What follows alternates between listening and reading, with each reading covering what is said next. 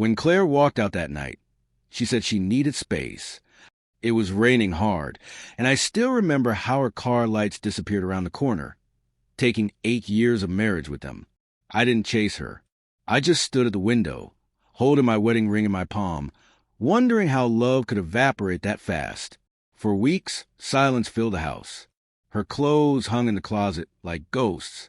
The smell of her perfume lingered on the pillow, mocking me every night.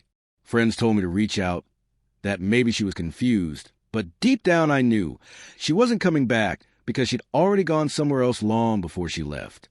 It started small.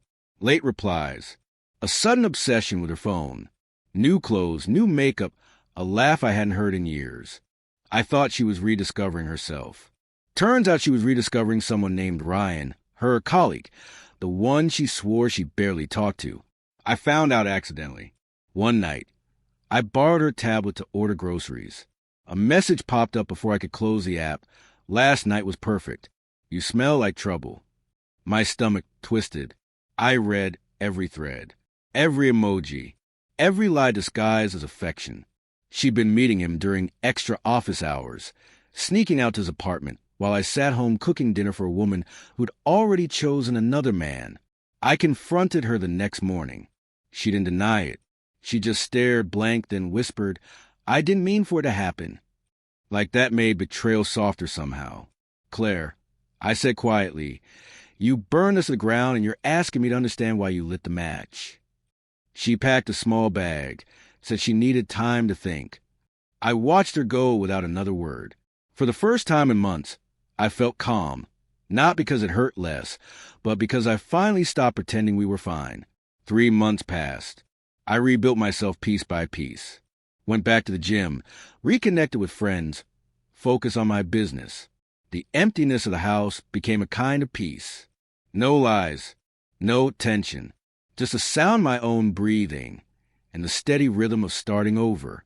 Then one Sunday morning, my phone buzzed. Claire, she wanted to meet, just to talk, she said. Against my better judgment, I agreed. Closure, I told myself. That's all. She showed up at the cafe, looking tired. Hair messy, eyes swollen. Not the radiant woman who left me for excitement. This was someone who'd realized excitement fades faster than trust. Ethan, she began softly, I made a mistake. I took a sip of my coffee. Which part? Leaving or choosing him? Her eyes filled with tears. It's over with Ryan. He lied to me, used me. I thought. You thought grass was greener? I cut in. She nodded, silent. I just want to come home, she said finally. We can fix this. Please. For a moment, I almost felt sorry for her. Almost. Then I remembered every night I sat alone wondering why I wasn't enough. Every lie she told while looking me in the eyes. Every excuse that sounded rehearsed. Claire, I said slowly, home isn't a place you get to walk in and out of when it suits you. You tore it apart. She reached across the table. Ethan, I know I hurt you, but people make mistakes. We loved each other once. That has to mean something. I laughed, low and bitter. It did mean something, until you traded it for a thrill.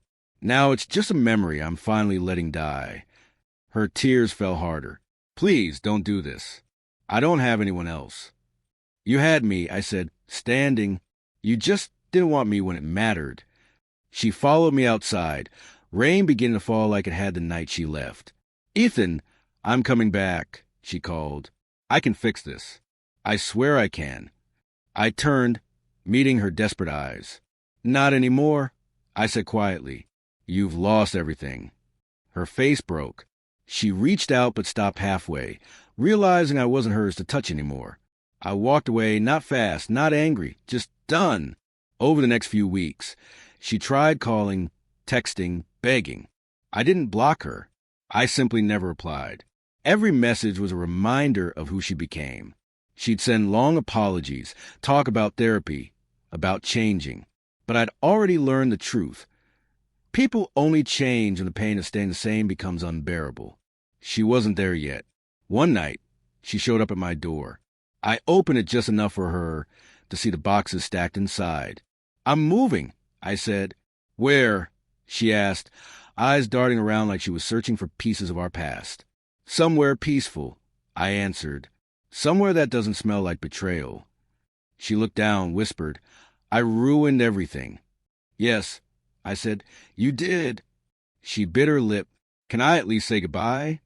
You already did, the night you left. I closed the door. This time, no tears, no anger, just finality. Months later, I heard she'd moved in with her sister, trying to rebuild her life. Good for her. I wasn't bitter anymore. Some wounds stop bleeding once you stop reopening them. Sometimes, late at night, I still think about how easily love can twist into something unrecognizable. How someone can hold your heart in their hands and still choose to drop it. But I also think about how strength isn't measured by how tightly you hold on. It's measured by how bravely you let go. The rain came again tonight, just like the night she left. I stood by the window, watching it slide down the glass, and smiled for the first time in a long while. She said she was coming back. I told her she couldn't. Because sometimes the most powerful thing you can say isn't, I forgive you. It's, I'm finally free.